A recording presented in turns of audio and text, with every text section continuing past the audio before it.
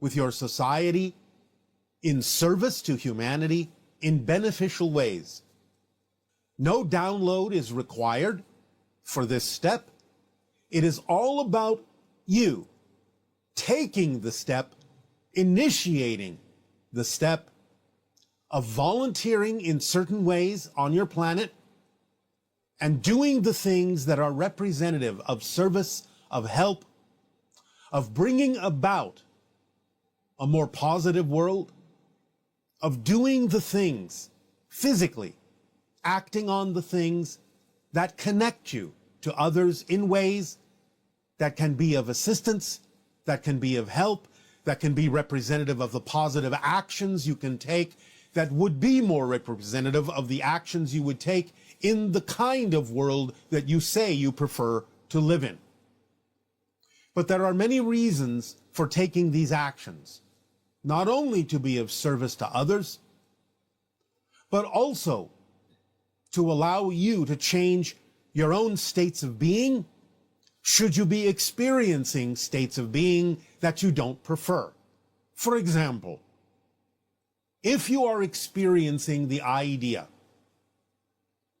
where you don't really understand what your passion may be, even though we have explained that you can start simply with everyday things, just acting on the things that have even just a little bit more excitement than anything else, and doing those things first, and letting it build up and snowball into bigger and bigger opportunities, we are still talking about the idea that some of you may not necessarily know how to get yourself out of a state of boredom, a state of sameness, a state of depression, a state of not allowing yourself to exercise your creative imaginations to move you forward.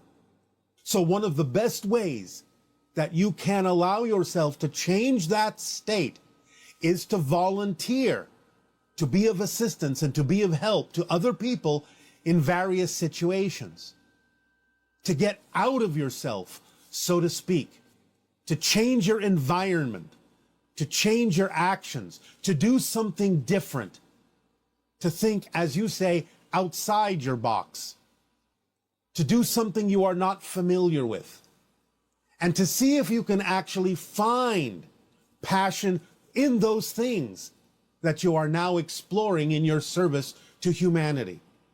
There are many things that you can volunteer to do. And when we say volunteer, it doesn't necessarily mean that you cannot be paid to do them, for there are many things you could volunteer for that will actually pay you, at least to some degree, will support you in your willingness to participate in those things. Some of them you will do for free, but even then you will get a lot out of it if you are willing to break through your usual assumptions, your usual state of being, and just choose something that you may start out being mildly curious about, or may have at some point thought of what other people feel about doing those things and said, I wonder what it's like to do that. Give yourself a chance to take the action, to take the step, to move forward and go ahead and volunteer to be of service in that way. If you have ever considered what it might be like to be of assistance in a variety of ways on your planet, such as going to the people that plant new trees and helping them do so, going to the people that feed the homeless in homeless shelters and volunteering to help there, going to read stories to people who are bedridden in hospice situations, going to animal rescue services and participating there to help the idea of the animals on your planet. There are many things you can volunteer for that will get you out of your present situation and open you up to what is possible in your service to humanity and allow you to potentially find new things you may actually discover that you can be passionate about. Getting out of your habits, getting out of your usual situation, opening your world up, making connections you otherwise wouldn't have made. This is very important for the idea of open contact, is to allow yourselves to start making contact with different realities that can be of service to humanity, opening your world up so that you can open up to other worlds as well, being more flexible in your ability to participate and interact with other people socially on your planet. After all, this is an interstellar alliance social experiment. And this is one of the social aspects of it, is to engage more fully with the positive aspects of your society that are already doing things that would be more representative of the kind of things you would do on the kind of earth you say you would prefer to live on. So help out, be of service, volunteer, find something that you are at least curious about and wonder what it would be like to do that. Do it at least once. You can do it at least once. Or you can decide to do it every day. You can decide to do it once a week, once a month, once a year, or more than that, or every other day, or every other week, or every other month, or every other year. The timing is up to you. What's most important is that you choose to participate, that you choose to help out, that you choose to magnify and amplify the positive work that others may be doing and add your energy to it, not only to help in your service to humanity, but also to pull you out of your regular routines, to open up the world to you in a variety of ways that may allow you to discover new passions that you didn't know you could have.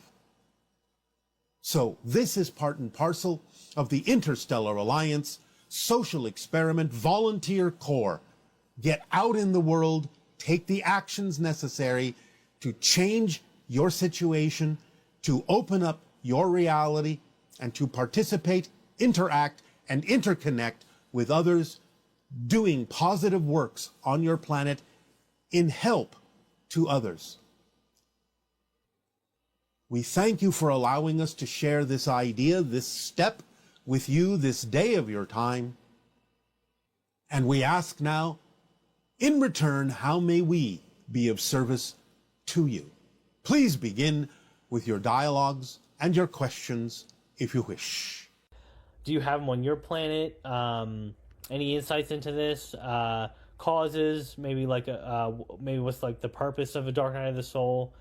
You hear it talked about a lot in like spiritual circles, and any information you could share on that, I would greatly appreciate. And thanks so much for your time as always, Bashar. Aveo. No, we do not have them on our planet because we are willing to face our challenges with full consciousness. The dark night of the soul is a device that humans often use to isolate themselves in a way where they force themselves to go finally in a direction that they need to go in because they simply have no other choice. They either have to face it and come up with an inspiration that leads them in a direction that will serve them and expand them, or often they will simply take themselves out of physical reality and they will die. So the idea is to allow yourself to understand that this is the general purpose of the dark night of the soul in human terms, is to put yourself in a situation where you have no choice but to either move forward or leave this physical reality. The synchronicity that you are experiencing at this moment is that it is your higher self calling to you to get you to pay attention to something that is very important. And that is the synchronicity of the sound that you are hearing right now. You are receiving a call from your soul, from your higher mind, from your higher self, to really isolate what's really important in your life, to figure that out and make a choice that leads you in a direction toward the light of your being that will allow you to finally break free from the idea of negativity, from fear-based beliefs, and truly be yourself. Truly move in that direction.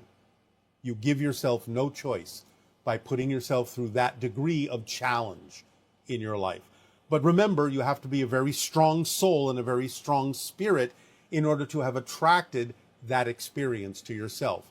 So having a dark night of the soul is often a very powerful sign of how powerful you are as a spirit in your capability to transform your life in a positive way by going through that challenging experience. That's what it's for. It removes any other option from you other than the idea of moving straight forward as your true self, or simply leaving physical reality altogether and starting again. Hi.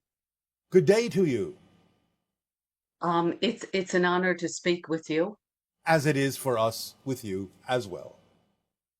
Thank you. My first question is, I do things like automatic writing. All I've right. seen things before they happen, Yes. and I have at one point left my physical body, and there are various other things. All right. How exciting. Yes. How how can I use this within this lifetime to uplift humanity? Like, what is the purpose of me even knowing this at this time? Well, these things are the result and side effects of the expansion of consciousness going on your planet at this time. Certainly, through automatic writing, you can bring through information that may be of assistance and helpful to other people, yes? Yes, So, isn't that of service to humanity in that particular method? yes, And seeing things before they physically manifest, isn't that also something that could be, in some way, shape, or form, used to serve others? yes, Because you understand that prediction is simply an awareness of the energy that exists at the moment the prediction is made. If you sense that energy and tell someone what the energy is that you're sensing, what the likelihood is of something manifesting, and it's something they don't prefer, then you've given them an opportunity to realize what the energy is like and how they may be able to change it if it is something that they would rather change. Isn't that being of service to someone as well? yes, it is. So why is it so mysterious and so strange about how to use these expanded consciousness abilities in service to humanity? Um, I guess I guess I really don't know the answer to that, except for the fact that I didn't know anybody in my personal life who was able to do anything like that, and I always felt just completely different from everybody around me. All right, well, it's becoming more common, and many more people understand that these abilities are possible. Yes. And therefore, when you are out of body, you could go different places, you could gather information, you could bring it back to humanity in different ways on different subjects. This is a lot of what some of the ancient, shall we say, priestesshood used to do in Atlantis, in ancient Egypt. They would go into these out of body states, they would go and gather information from higher realms and bring that information back and apply it in their society. And that can be information about anything. It can be information about the nature of humanity, the nature of nature. It can be the nature of technology. It can be all sorts of cosmic information and answers that could help humanity.